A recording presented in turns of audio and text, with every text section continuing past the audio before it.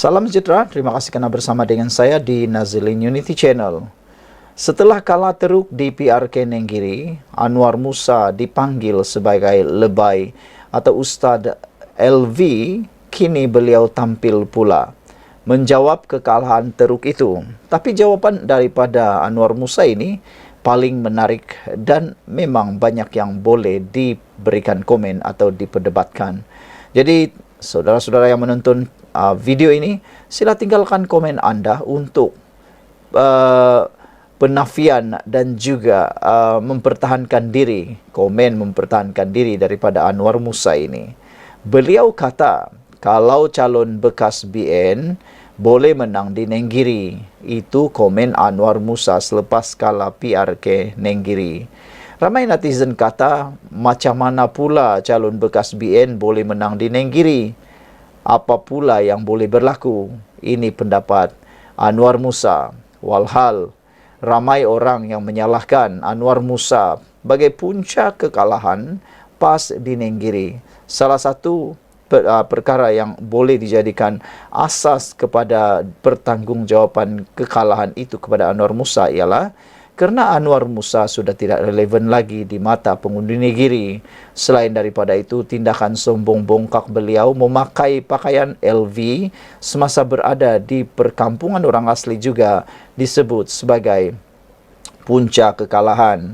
Selain daripada itu, mereka juga kata Anwar Musa adalah pemimpin Barisan Nasional dahulu yang di-recycle dan tidak memberikan apa-apa kesan yang besar kepada pilihan raya di Nenggiri. Walau bagaimanapun, pengerusi Muafakat Nasional MN ini, iaitu Tan Sri Anwar Musa, berpendapat jika calon PN pada PRK Dun Nenggiri baru-baru ini datang daripada kalangan bekas pemimpin UMNO seperti pada PRN lepas, keadaan mungkin berbeza.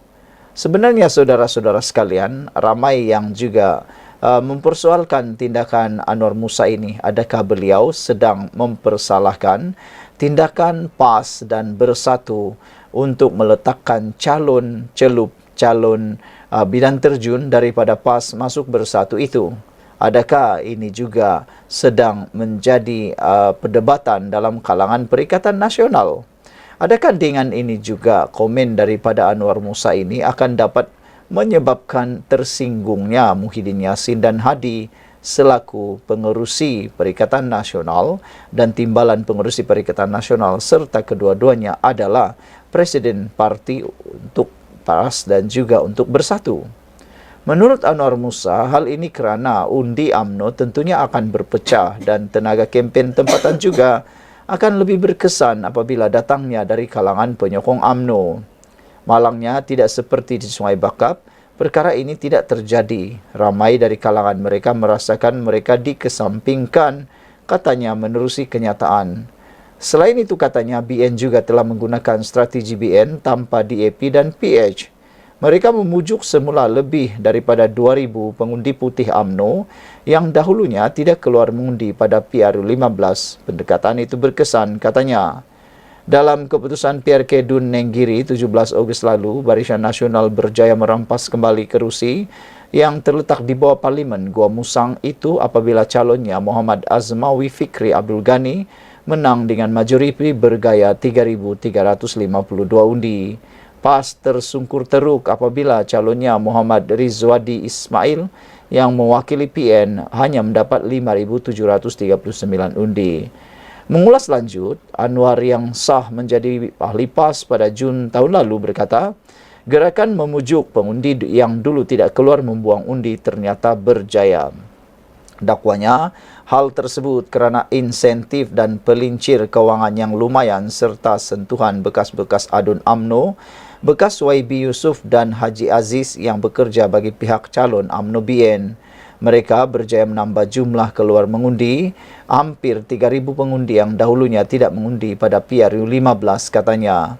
Turnout yang tinggi mencecah 74% berbanding 61% semasa PRN melonjakkan undi mereka daripada 6,000 kepada 9,000 undi, iaitu pertambahan hampir 3,000 undi, jelasnya lagi. Sekian dulu untuk kali ini. Jangan lupa tinggalkan komen anda, tekan butang subscribe. Bye-bye. Salam sejahtera, terima kasih kerana bersama dengan saya di Nazilin Unity Channel. Ini adalah berita paling mengejutkan Malaysia, khususnya kepada para peminat Yasin. Hari ini kita dikejutkan pula dengan keputusan daripada mahkamah, iaitu Yasin telah sah dijatuhi hukuman penjara seumur hidup dengan 16 sebatan. Berita ini cukup mengejutkan kerana kita tahu baru-baru ini Yasin telah pun dibebaskan. Namun demikian, keputusan terkini, Yasin dipenjara seumur hidup dengan 16 sebatan. Menurut Yasin, ini adalah hari yang gelap buat dirinya. Mahkamah Tinggi hari ini menjatuhkan hukuman penjara seumur hidup dan 16 sebatan terhadap komposer dan penyanyi terkenal iaitu Yasin Sulaiman selepas didapati bersalah atas 3 kes dadah. Hakim Datuk Nur Syaridah Awang menjatuhkan hukuman itu selepas membenarkan rayuan pendakwaan untuk mengenepikan keputusan pembebasan Yasin yang dibuat Mahkamah Session Petaling Jaya pada 29 November tahun lalu. Yasin atau nama sebenarnya Muhammad Yasin Sulaiman, 49 tahun, yang sebelum ini ditempatkan di Hospital Bahagia Ulu Kinta, Perak, selama mana tempoh yang diperkenan Sultan Selangor digari oleh pihak polis dan dibawa terus ke penjara Kajang. Hari ini hari yang gelap untuk saya, kata Yasin sebaik dibawa polis. Mengikut pertuduhan pertama yang baru, Yasin didakwa memiliki dadah berbahaya jenis kanabis seberat 193.7 gram di sebuah kondominium di Pesaran Suryana, Damansara Indah Resort Home PJU 3. Damansara di sini pada jam 5.30 petang 24 Mac 2022. Pertuduhan dibuat mengikut Seksyen 6 Akta Dadah Berbahaya 1952 dan boleh dihukum di bawah Seksyen 39A dalam kurungan 2 Akta yang sama memperuntukkan hukuman penjara seumur hidup atau tidak kurang 5 tahun dan juga boleh dikenakan hukuman sebat tidak kurang 10 sebatan jika sabit kesalahan. Pertuduhan kedua, Yasin didakwa menanam 17 pokok dalam pasu plastik berisi tanah yang di mana daripadanya kanabis yang diperolehi secara terus atau tidak langsung pada tempat, waktu dan tarikh yang sama. Pertuduhan ketiga, Yasin didakwa memberikan dirinya dadah berbahaya jenis 11 Nor Delta 9 di Pejabat Narkotik Ibu Pejabat Daerah IPD Petaling Jaya jam 11.05 malam pada tarikh sama. Bagi kesalahan itu, pertuduhan dikemukakan di bawah Seksyen 15 dalam kurungan 1 kurungan E Akta Dadah Berbahaya ADB 1952 dan boleh dihukum di bawah Seksyen 15 dalam kurungan 1 Akta yang sama yang membawa hukuman denda tidak lebih RM5,000 atau dikenakan penjara maksimum 2 tahun jika sabit kesalahan. Saudara-saudara sekalian, memang agak menyedihkan kita, juga sayu untuk diketahui Yasin yang terkenal dengan lagu beliau yang amat popular satu ketika dahulu, yang merupakan antara ikon kepada penyanyi-penyanyi yang lain, yang boleh dianggap juga sebagai ikon yang positif, hari ini mengalami hari yang gelap kerana beliau dihukum penjara selama seumur hidup dan 16 sebatan. Sekian untuk kali ini. Jangan lupa tinggalkan komen Anda. Salam sejahtera. Terima kasih kerana bersama dengan saya di Nazilin Unity Channel. Ini satu pendedahan yang luar biasa yang patut Anda tahu bagi mengetahui isu tentang Muhyiddin yang telah didakwa sebagai menghina keputusan yang di Pertuan Agong. Akhirnya Zahid Hamidi tampil memberikan penjelasan yang pastinya mengejutkan Muhyiddin Yasin. Kata Zahid Hamidi, Muhyiddin tidak cukup jumlah. Tiada jumlah yang cukup untuk jadi Perdana Menteri kerana 10 ahli parlimen daripada UMNO telah tanda tangan 2 ASD. Pengerusi Perikatan Nasional PN Tan Sri Muhyiddin Yasin tidak pernah memiliki sokongan akuan bersumpah SD yang mencukupi untuk menjadi Perdana Menteri sejurus selepas pilihan raya umum ke-15 pada November tahun 2020. Pengerusi Barisan Nasional BN Datuk Seri Ahmad Zahid Hamidi berkata, daripada 115 SD yang didakwa dimiliki Muhyiddin, 10 daripadanya ahli parlimen telah menandatangani 2 SD, iaitu 1 SD yang menyokong Perikatan Nasional dan 1 lagi menyokong Barisan Nasional. Maknanya, Muhyiddin Yassin seakan-akan kelihatan membuat pembohongan atau penipuan. Dilihat daripada apa yang dikatakan oleh Zahid Hamidi, pengerusi Barisan Nasional ini, dapat difahami secara serba sedikit bahawa Muhyiddin Yassin tidak memberitahu perkara yang sebenar 100%. Kerana kata Zahid Hamidi, 10 orang ahli parlimen yang lain itu telah menandatangani 2 SD. Mana mungkin orang itu mempunyai sokongan kepada 2 orang yang berbeza untuk jadi Perdana Menteri atau menyokong sama ada Perikatan Nasional dan BN. Saudara Presiden UMNO itu berkata, Setiausaha Agung UMNO Datuk Ashraf Wajdi Dusuki juga sendiri menjadi saksi hidup kepada perkara itu. Jadi kali ini nak tahu siapa saksi hidup yang lebih dipercayai. Adakah yang disebut Wan Ahmad Faisal, Wan Ahmad Kamal, atau Setiausaha Agung UMNO sendiri Datuk Ashraf Wajdi Dusuki. Tetapi melihat kepada situasi dan penerangan daripada Barisan Nasional terkini baru-baru ini menunjukkan Ashraf Wajdi Dusuki adalah saksi hidup yang lebih boleh dipercayai. 115 SD yang dikatakan oleh Muhyiddin itu termasuk 10 SD daripada parlimen yang menandatangani, 2 SD dengan BN dan 1 lagi daripada mereka PN. Oleh sebab itu, jumlah sebenarnya hanya 105 SD sahaja dan 105 tidak cukup untuk membentuk kerajaan, kata Zahid Hamidi. Beliau berkata demikian dalam sidang media selepas melawat laman media yang menempatkan kira-kira 500 petugas media membuat liputan sempena Perhimpunan Agung UMNO 2024.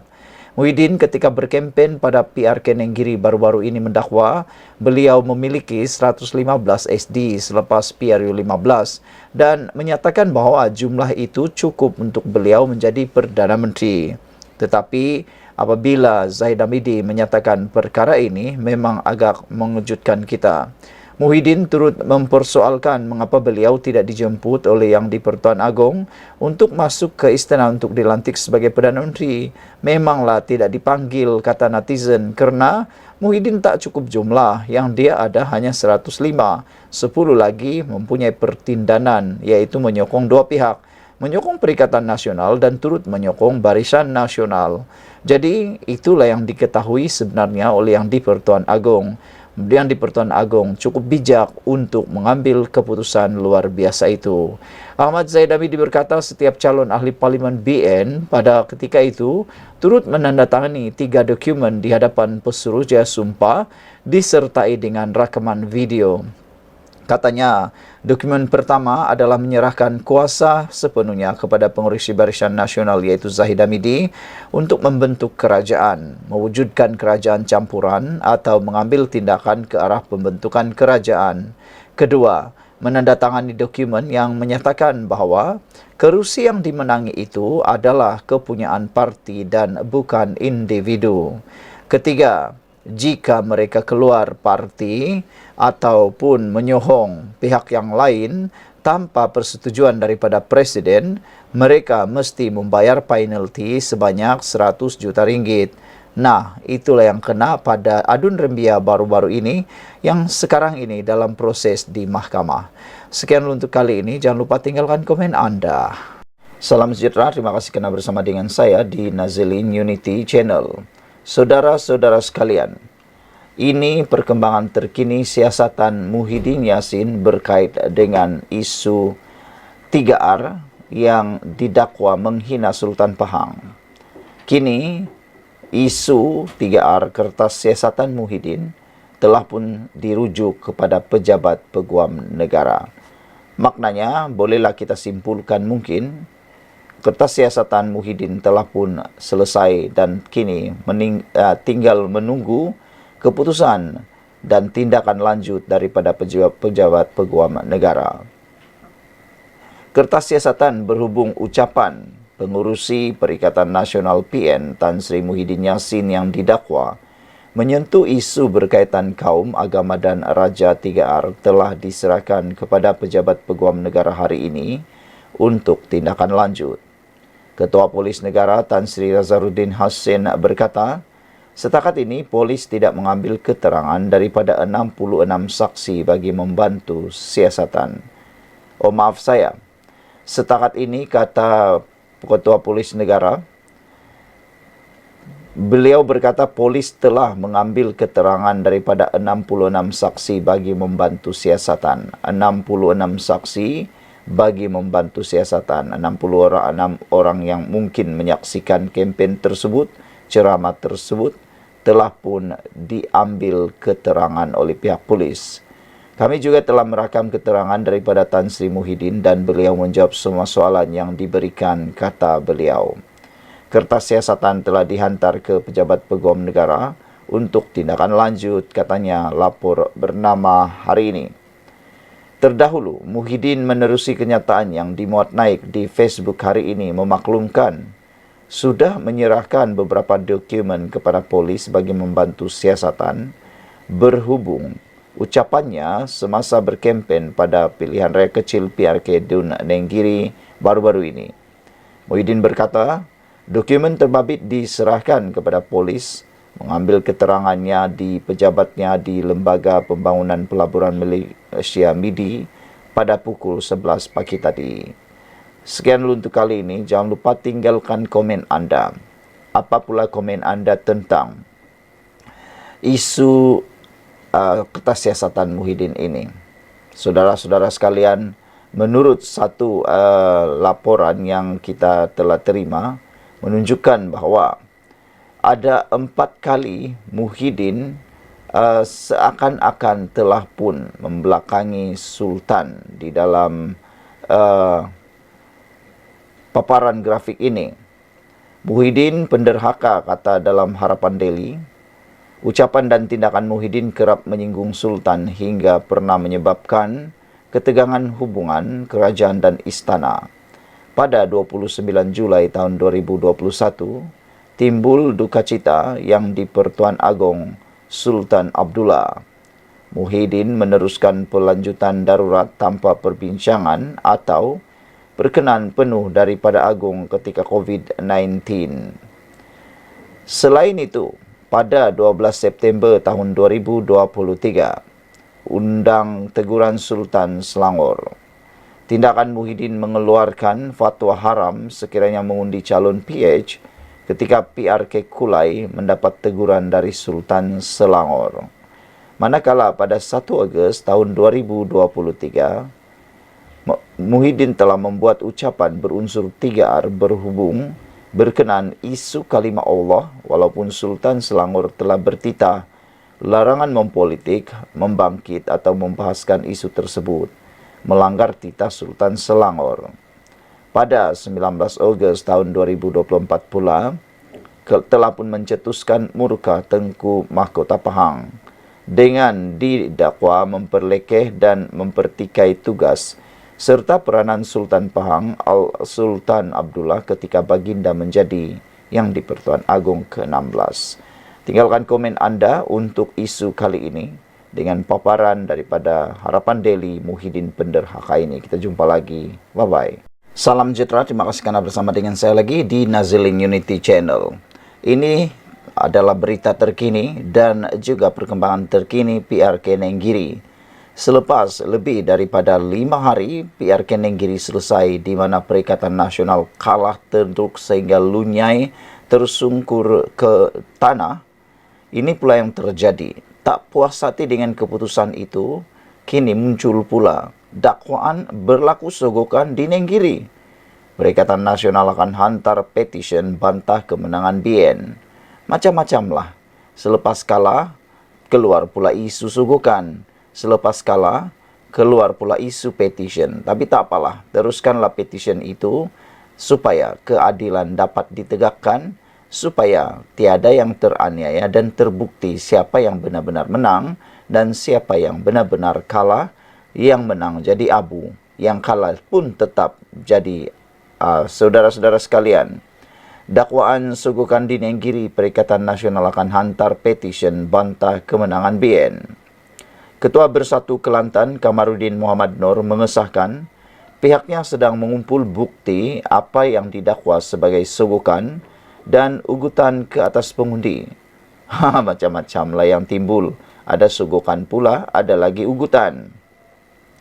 Perikatan Nasional PN sedang mengumpul bukti untuk memfailkan petisyen Dun Nenggiri dimenangi calon Barisan Nasional BN Azmawi Fikri Abdul Ghani 17 Ogos lalu.